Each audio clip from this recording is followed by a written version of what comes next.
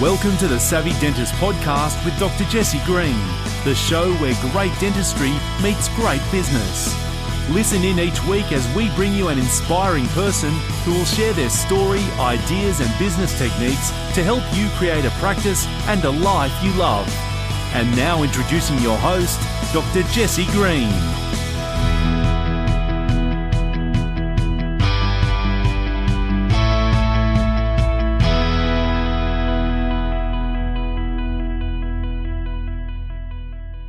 Hello everyone, welcome back to the Savvy Dentist podcast. It is great to have you here, and it's Jesse Green at the controls as always today. Now my guest today is someone who has spent a career in British intelligence, and throughout his career he's provided advice to many different governments of all different political persuasions, and he's dealt with a lot of situations ranging from the Falklands War all the way through to and past the September 11 attacks. During his career, he's held many posts, but ultimately became head of the British GCHQ, which was responsible for gathering communication intelligence and advising the government on various matters. He's the author of a wonderful book called How Spies Think, which I read about in Australia's Financial Review. And today we're going to be talking a lot about effective decision-making when you've got incomplete or even contradictory advice. So, Professor Sir David Omand, welcome to the Savvy Dentist podcast. It's wonderful to have you. Thank you so much for taking the time out of your evening to come and talk to us. It's great to be on your show. I was surprised to get an invitation to something called the Savvy Dentist, but now you've explained it, it all makes perfect sense.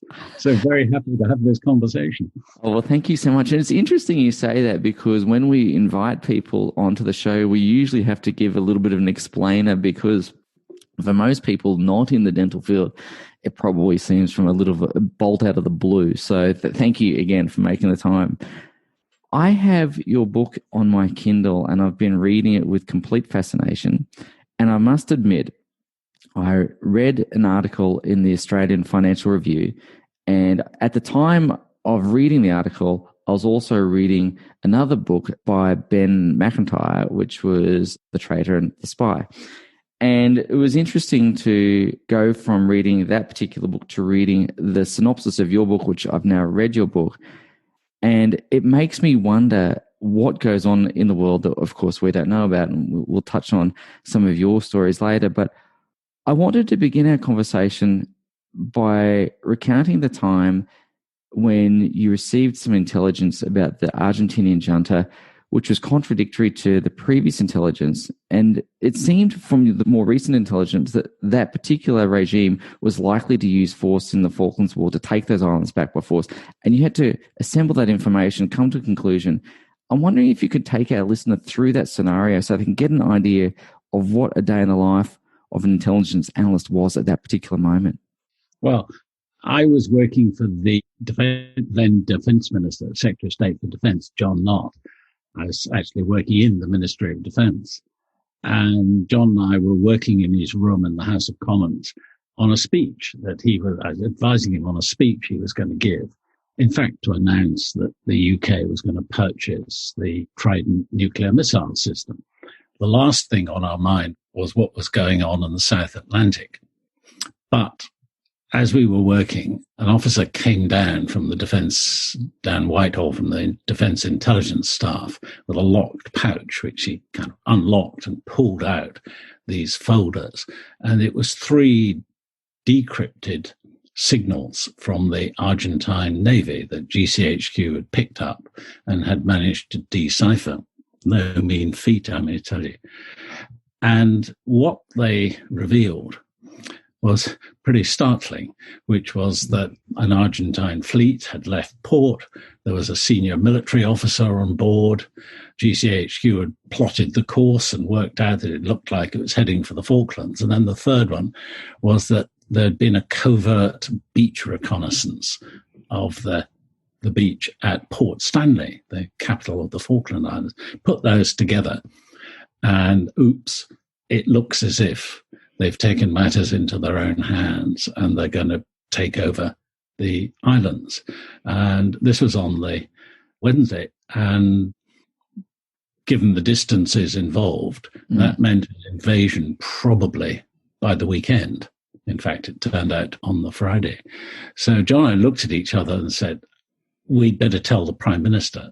So we rushed down the corridor, and thankfully, Margaret Thatcher was in her office in the House of Commons. So we burst in and said, Prime Minister, you must look at this.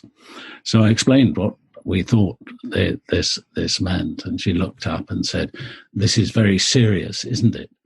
So there's only one reply to that, which is, yes, Prime Minister. She's very quick on the uptake, and she seized the import of this immediately and said, I must speak to the president. In other words, President Reagan, recognizing that only a Reagan phone call to the junta could get them to call this off. There was no time to send reinforcements 7,000 miles to the South Atlantic. We fixed that through 10 Downing Street, but the junta wouldn't accept Reagan's call because they knew they'd get their arm twisted behind their back. So they just cut off contact. Meanwhile, they steamed towards the Falkland Islands, where there was really only a company of Royal Marines, no effective way of stopping them. So that evening, we had a rolling meeting in her room in the House of Commons as more of the great and good assembled to kind of worry about what on earth does one do in that kind of situation. And that's when the first Sea Lord, Admiral Sir Henry Leach, turned up in full uniform. And if you've ever seen an admiral in full uniform, it's quite impressive. He'd been presenting the prizes at a naval college. And his staff had sent him to the House of Commons. So he turned up. And in very sailorly language, which I won't repeat on your podcast, said, what's the point of having an expletive-deleted navy if you can't use it on this kind of occasion? So that's where the idea of sending a Royal Naval Task Force to the South Atlantic came from. And she accepted that advice and prepared herself to make that public as soon as the invasion took place, which we were pretty sure was going to happen. And it duly did. And on the Saturday, she appeared in the House of Commons and made this announcement. The Foreign Secretary, Lord Carrington, resigned. There was a tremendous fuss. But I think having those couple of days' notice saved her government. Because if everyone had woken up to the knowledge of the invasion, including her, it would have been complete chaos. As it was, she was prepared, she was ready.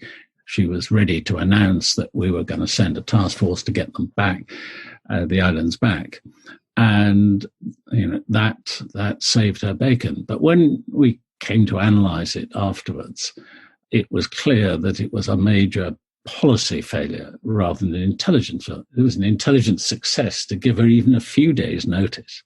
Indeed. Policy failure was leaving the islands undefended when, in fact, the Joint Intelligence Committee had said, look, if the junta comes to the conclusion that their discussions with the British government about the Falklands are leading nowhere, they may very well take matters into their own hands.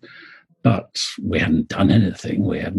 The runway wasn't long enough to take jet aircraft. That's been fixed, by the way, following the invasion and the recapture of the islands. So the islands are properly defended.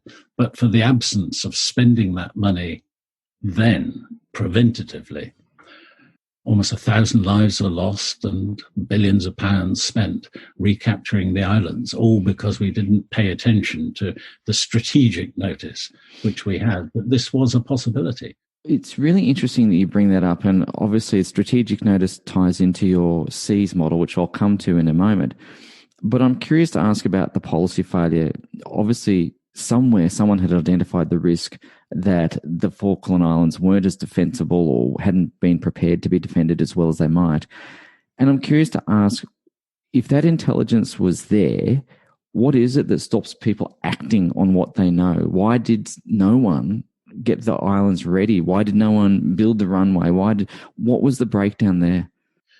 I describe it in the book as magical thinking.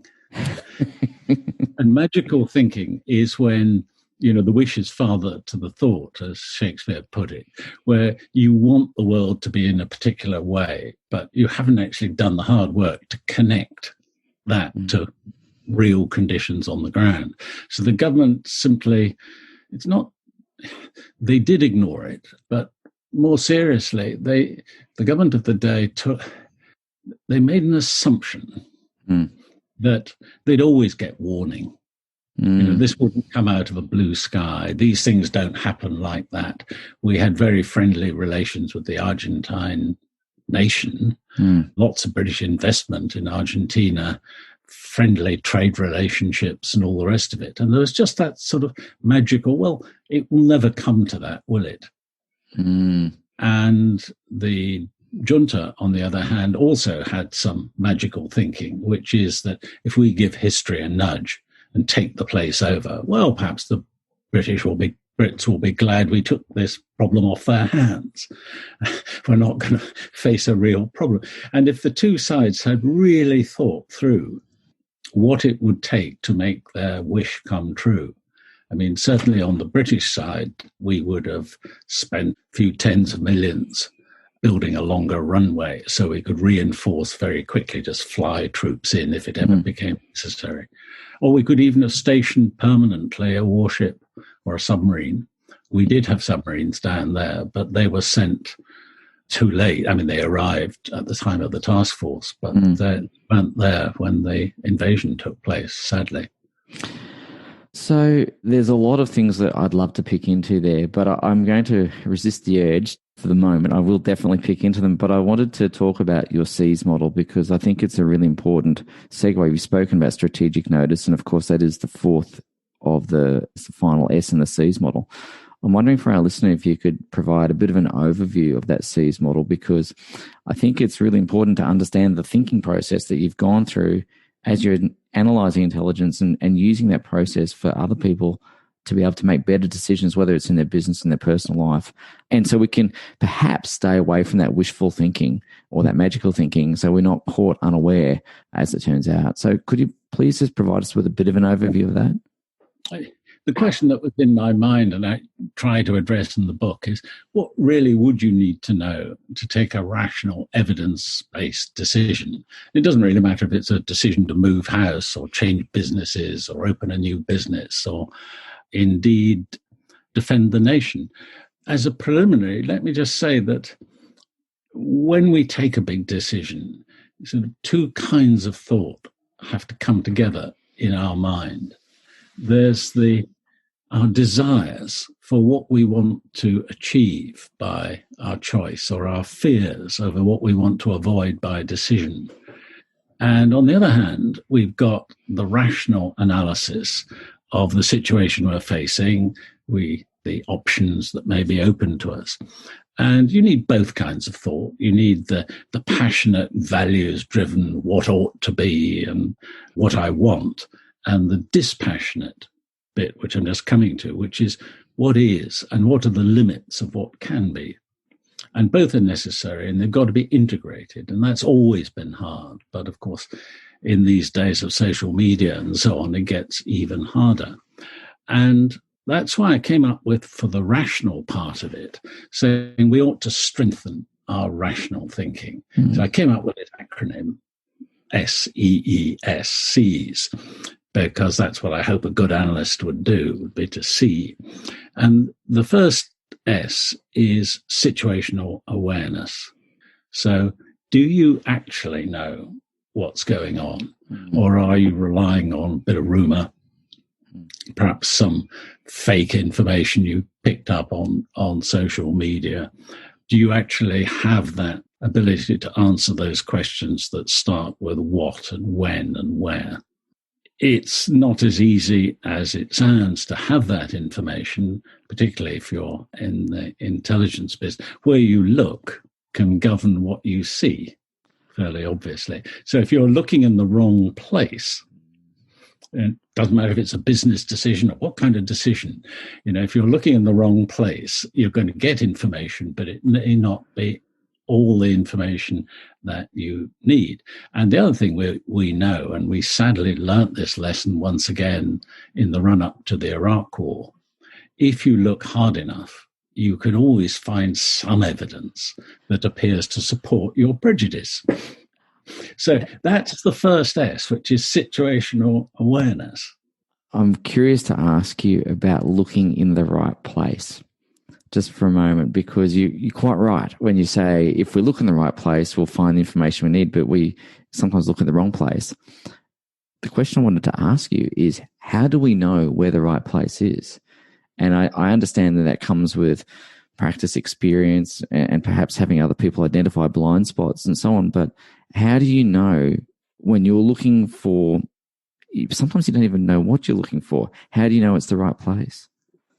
It's very difficult to describe. There have been comparisons done between the medical practitioner, or perhaps in your case, you might say the dental practitioner, and the presenting patient.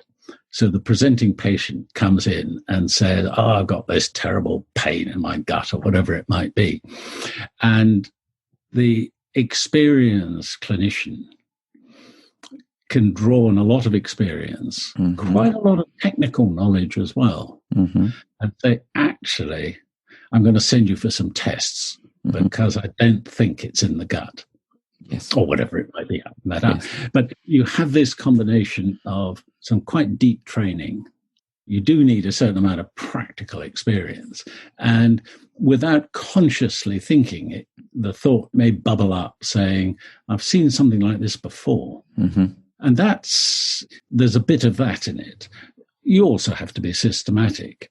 The other thing is, I'll come to the next letter in the acronym, which is the E for explanation, is that you've got to look for some evidence that might contradict your wish, as well as evidence that might support it. That doesn't come naturally to us as human beings. You know, we have these ideas. We're delighted when we see some evidence that appears to support our view. We don't necessarily go out looking and checking, but is there any evidence on the other side that might actually run against? And strictly, if you're trying to choose between a couple of hypotheses or ideas, you should go for the one with the least evidence against it, rather than the one with the most evidence in its favor, because of this unconscious, we'll just get more and more evidence to support our idea. I mean, being cynical in the political sphere, you sometimes hear politicians talking about evidence-based policy. Actually, what they probably mean is, I've got a great idea and a policy. You go and find the evidence to support it. And that is not at all rational thinking. That's the opposite. Of course. So just to come back to C's. So you've got some knowledge of the world. But my first lesson in intelligence is that our knowledge of the world is always fragmentary, it's incomplete, and you've got to accept it will sometimes be wrong. You can't guarantee you're going to get it right or understand what's going on. But if you've got some reasonable data, can you then jump to your conclusion? And the answer is no, you certainly can't. And this is one of the problems people get into. Technically, you'd call it the inductive fallacy. But facts need explaining. A little example. Take a court. There's a young man up in front of the judge. His fingerprints were found on the fragments of a bottle that were hurled at the police. Yes. Police patrol. Now, does that mean he threw it? Or did the mob, rushing past his house, pick up the bottle from outside his house where he'd left it for recycling? So you have two alternative explanations of the same unquestioned fact. His fingerprints were indeed on a bit of the bottle. And that's how defense lawyers make a living. They construct a narrative to explain the facts, and then the prosecution construct their narrative to explain it from their point of view. And the jury, in the end, if it's a serious case, the jury or the magistrate, if it's a lesser case, has to decide which of those narratives do I accept. And when you get into the world of big data, just because the data is correlated doesn't mean that one thing caused another. Causes, yeah. So, correlation is not causation. So you need this explanation. So you've got to work out what are the likely explanations or hypotheses, if you want to be scientific, and test them against the data. And I say you're looking for the one with the least evidence against it. And Obviously, getting explanations right is not easy. If you're talking about international affairs, then, you need the language skills, you need the knowledge of the country. Just think about Afghanistan. You need the knowledge of the country concerned and its geography, its culture, all the rest of it, in order to be able to formulate a good explanation. Why did Russia, it would appear, use Novichok to try and murder Alexei Navalny? Good question. Explanation. But why did they use, a prohibited nerve agent rather than just walking up to him with a pistol? And that's a fact which we think the Germans established, that it was indeed this prohibited nerve agent. Same in Salisbury in England, when Novichok was used to try and kill a former GRU officer. So why use such an extraordinary method? And that then takes you into understanding rather better the dynamics of what is actually going on in that sort of case. So if you've got a decent explanation, you can then move on to try and estimate how events might unfold. You don't want to jump from the facts on the ground straight to this is what's going to happen next. By the way, intelligence analysts, certainly in the UK, avoid the word prediction. There are no crystal balls. The future is utterly unknowable. You just can't predict, but you can estimate within certain boundaries and give probabilities and say it is very likely that, as you would do, following this course of treatment is likely. There's no guarantee. Of course. So you don't predict, but you can estimate.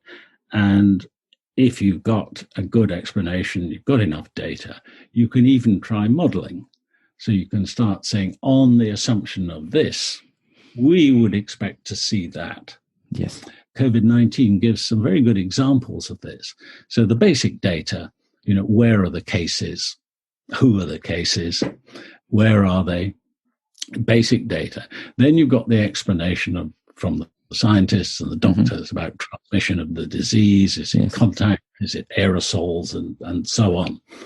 And on the basis of a good scientific explanation, they can then give government some models of, if you were to introduce a 2-meter rule to keep people apart, or to introduce a quarantine or whatever it might be, this is the likely effect on different assumptions about how many people would follow the rules and so on. So you can see how logically you can bring together data, explanation, and then estimation. And the fourth letter, the final one, is quite different. Because my experience is when you're head down, eyes down, and you're following this through, trying to work out what's going to happen next, something completely unexpected comes and hits you on the back of the head. So one of the outputs that a good analyst can give is just watch out for these kind of known unknowns, these black swans, whatever you want to call them, that there's no guarantee they'll happen. They may never occur. But if they did, they could be quite serious. So probably take your time. You might want to commission some research. You might want to make some contingency plans just in case these things happen.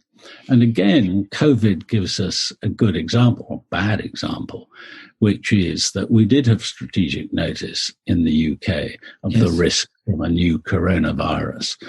At the time when I was in the Cabinet Office, it was top of our risk register. We reckoned it would kill more people than any terrorist attack. We couldn't predict exactly what form it would take. Of course. That would be impossible. But if that threat warning, that strategic notice had been followed, then you might have expected the UK to have had proper stockpiles of protective equipment, to have plans for expanding track and trace, and so on. As it was, we've had to kind of improvise and make that up as we went along. The good news, though, is the people who did take notice were the drug companies. Yes. They worked with the regulators to plan how would you shorten the time to produce a vaccine against an entirely new coronavirus. and they halved that time, as a result of which we have, around the world, a number of vaccines produced in record time, and certainly in the UK, approved by our regulator in record time. Our European former partners, our friends in Europe, seem to take a very long time to get that kind of regulatory approval, which is the difference, I think, between a common law mindset and a Napoleonic code mindset. So if you're of the continental style, you look in the book and you have the precautionary principle. Have you got firm evidence? No, you haven't for giving the vaccine to the over 65s, for example, because that didn't come out of the trials. Trials, yes. So you have to say, no, I'm sorry, we can't pass it. The common law approach is to say we're going to take a decision case by case, draw on precedent and draw on the science. And the science tells us it's very likely this is going to work. It's not proven by a double-blind random trial, but it is very likely it will work. And that's the way the UK... So having strategic notice of things that are just over the horizon that might come and hit us next. And there are a lot of them around: global warming, sea level rises, population movements. There are all sorts of things that governments ought to be really working on. It's interesting because you're talking a lot about probability versus possibility. And interestingly around that is you go and weigh up the risks of these potential events, the black swan events, the known unknowns, as you say. And I wanted to ask you a question around this, because at what point does preparedness become paranoia? And I'm curious to ask, how much preparation do you put into some of those things without going so far down the line and into the rabbit hole where you obsessing over something that may not actually happen? Where is that line between preparedness and paranoia? It's in judgment of the judgments by the decision makers and their judgment of public mood. Yes. Because if you go against public mood, you're going to get, democracy, you're going to get into quite a lot of trouble. I mean, I summarize this as a combination of two games theory strategies, maxi-min and mini-max. So you want to minimize the maximum harm that some of the things can do. And there are some very serious things around. And you've got to spend some money preparing. Yes. On the other hand, for most of the risks, it's the other way around. You want to maximize the minimum level of assurance you can give the public. So there are certain things you can do, particularly if you think about natural disasters. Australia, about bushfires. Oh, we do. Like. You can't prevent, or if you tried really to prevent them, you would end up with enormous expenditures. But you can maximize the minimum level of assurance by having fire services, some aviation capable of dousing out certainly the smaller fires. You can have all sorts of precautions for evacuation and so on, which are not expensive. So, and you can have public education so people know what to do when the alert goes up, assuming you've built an alert system that will actually notify people. So if you've done all that, as I'm sure Australia has, you're in not a bad position. But there are some things. I remember in my time, we actually acquired some smallpox vaccine. Now, there's no live smallpox anywhere. Yes. It exists in test form, as it were, in a number of heavily guarded laboratories. But that was, in a sense, paranoia. We thought at the time, after 9/11, the one thing we really, really don't want is a terrorist breaking in and getting that kind of... So let's take that risk off the table. Yeah. So we spent a lot of money. Now, that was probably unnecessary, but it's an example of... There's another example, which is in the public domain, is the large amount of money which was spent protecting nuclear installations. Yes, indeed. Even in the post 9/11 mindset, you really, really do not want terrorists coming anywhere near nuclear materials. Indeed. Now, it's quite expensive. You have to have armed guards. You pour a lot of concrete, put up a lot of fences. But once you've done that, you've effectively dealt with the risk. Yes. Because the chances of a successful attack on nuclear material in the UK vanishingly small. But you can't do that for everything. No. So it's a combination of those two approaches. It's really interesting because one of the things you spoke about was having alert systems in place. And of course, this is a business program, and thankfully our decisions that we take are not ones of national importance or state safety and all those sorts of things. We'll leave those decisions to people on a higher pay grade.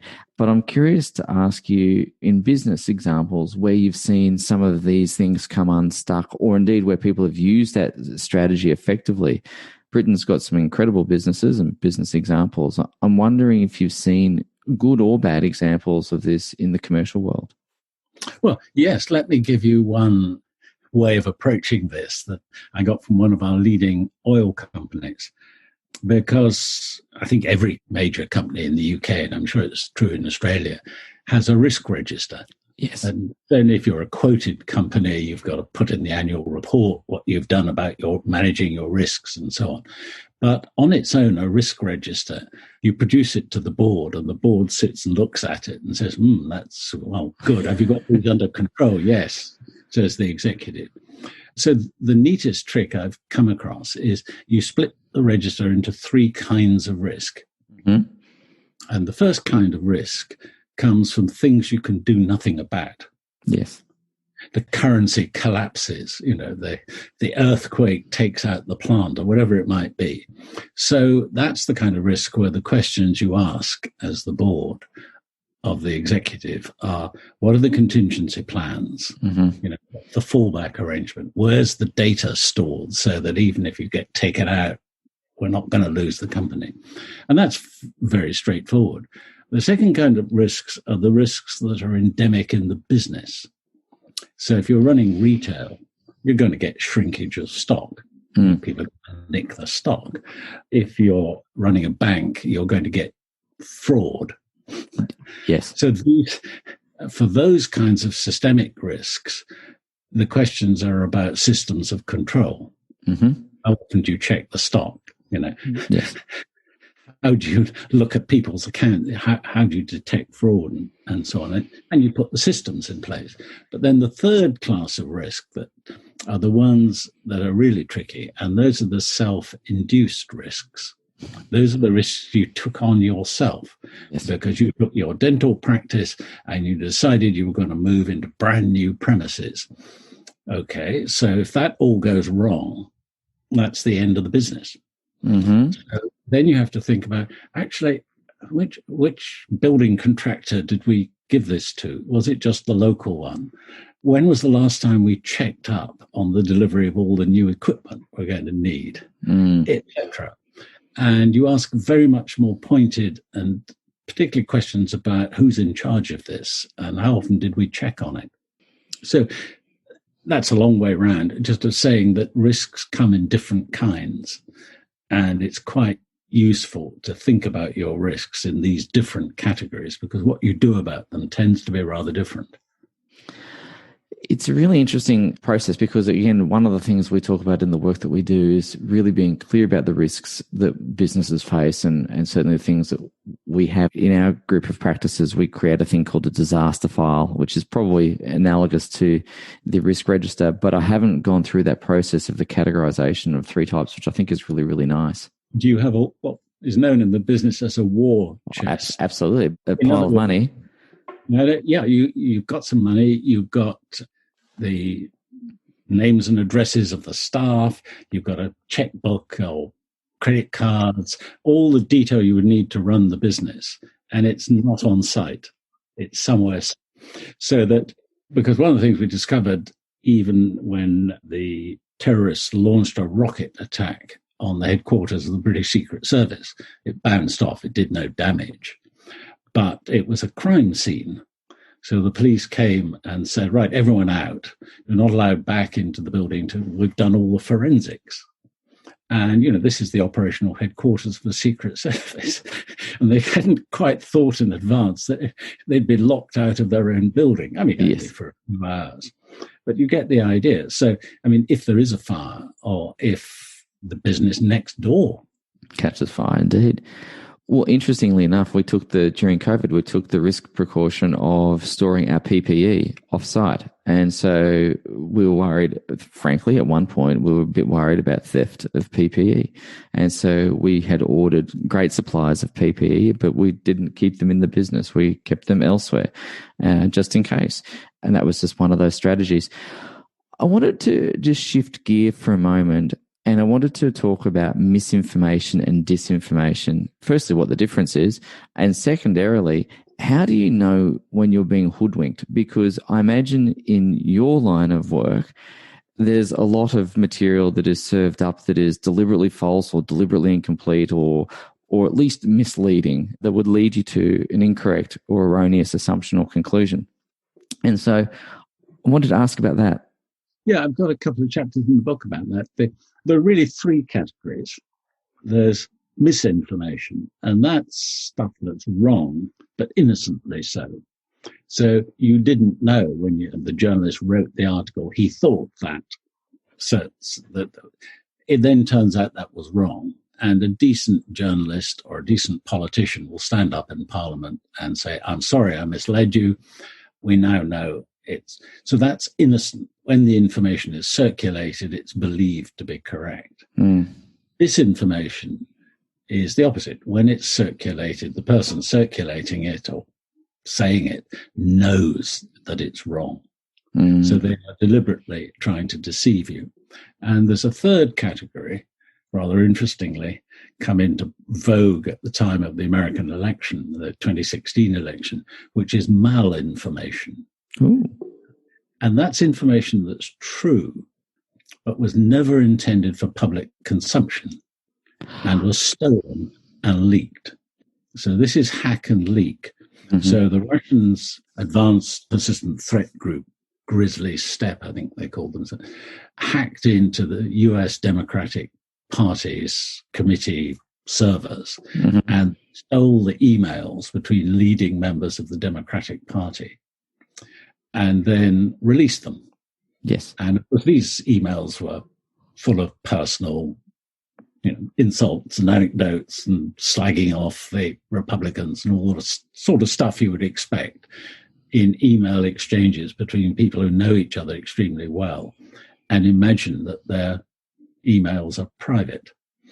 So you break in, you steal them, and then you release them.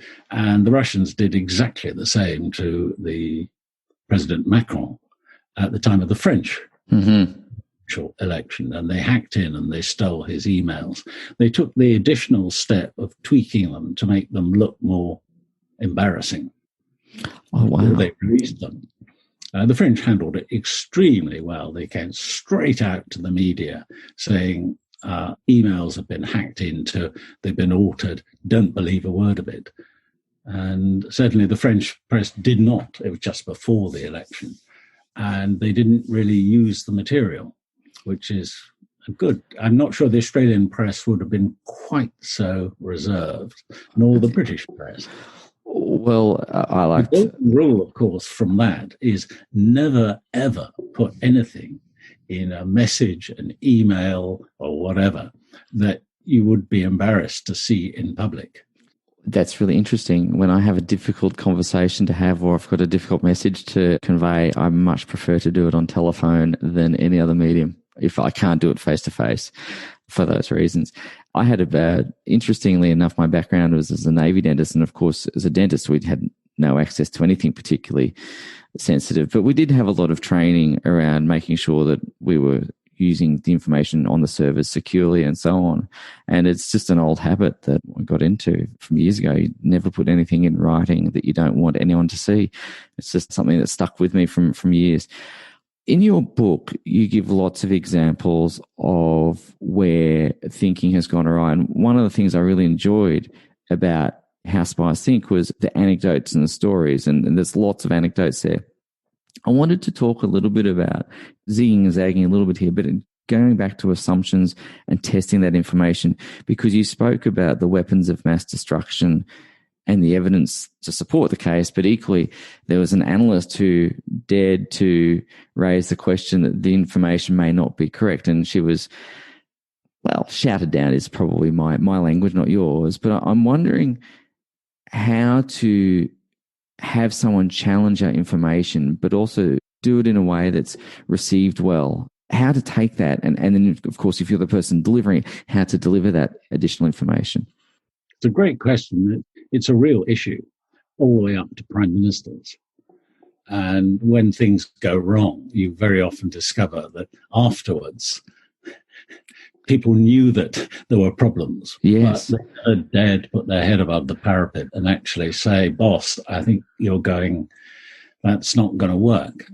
And there's some, again, write about this a little bit in the book, that one of the key ideas is the safe space. So if you're in charge of something, you need a safe space, a place and a time where you can have a conversation with the staff or the advisors or whoever, in which truths can genuinely be told. And it takes a bit of work to create the trust that you need for that kind of conversation, where people won't feel it's held against them, or they'll be thought to be too negative because they're saying the boss's great idea is actually not such a great idea. Yeah. And, there are ways of putting it over. What you don't do is ever, if you want to be heard, is to embarrass the boss in front of other people. Indeed. Outsiders. But if you've got a team, you need to get the team together, and the team's got to be free to have a real discussion. At the end, the boss can then gather the threads together and say, right, I've heard you all. This is what we're going to do. And you may get another protest, but at some point the boss has got to make a decision. You've got to say, this is the way we're going. But provided it's been evident that the boss has actually genuinely been listening and has tried to understand where the dissident voice is coming from and what evidence there might be, then you'll get good results. Badly, it's when people become a bit cut off, particularly as they get more and more senior, and therefore they're surrounded by a court of people who are more and more anxious to say things that won't trigger the outburst of temper from the boss or whatever. Those are the situations that are really dangerous. I think there's a lot in there that anyone in the world can take away from, but particularly business owners. Dave, you've been really, really generous with your time. And firstly, thank you so much for that. Your book, How Spies Think, is wonderful. And I'd like to ask one final question, if I may, because I think it's something that you would have encountered, you would have dealt with, and indeed probably all of us have dealt with. And you've touched on, you've given us the framework, but I wanted to ask you about the role of emotions and intuition and all those sorts of things in decision-making, because when things don't feel right, but you can't find the evidence to suggest otherwise, and as you said earlier, it's about sometimes choosing the course of action which has the least evidence against it. I wanted to ask you, I guess it's a double-barreled question. One is, how do you take intuition into your reasoning? And secondarily, when you're dealing with stressful situations, as I imagine many of the prime ministers have had to deal with that you've worked with, how do you keep your faculties sharp when you're dealing with high-stakes decisions?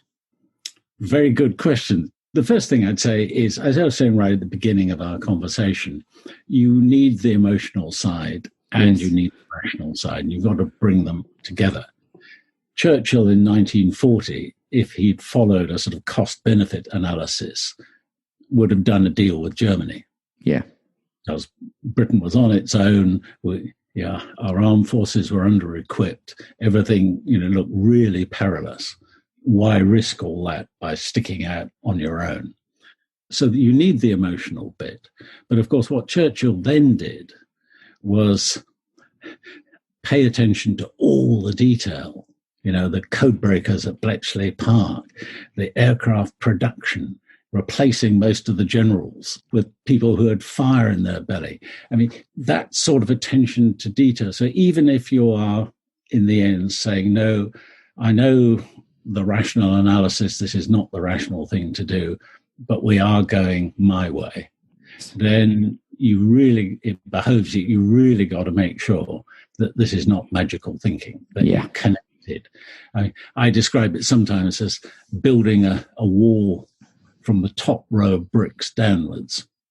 So you hold up the top row of bricks with faith, as it were, and you just hope that somebody's going to eventually get all the way down to the foundation. That is not, generally speaking, a good way to build a wall.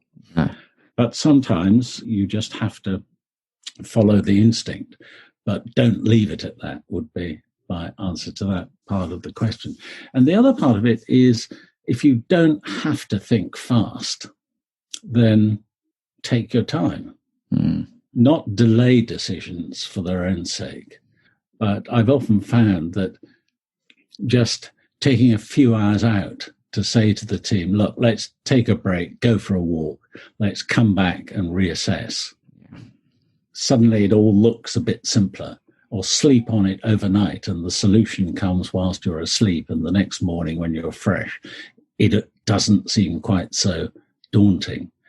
You can think yourself into a sort of fatigue battle mentality that probably, yes, if the enemy's coming over the hill directly at you, but in most situations, you've got time to think about it and, as far as possible, to follow the C's model. Do you really understand what you're up against?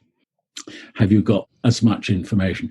Interesting, I read somewhere that Elon Musk, who I think is probably still the world's richest man, it was reported as saying, take the decision when you've got 70% of the information you think you ought to have. And that kind of sounds about right.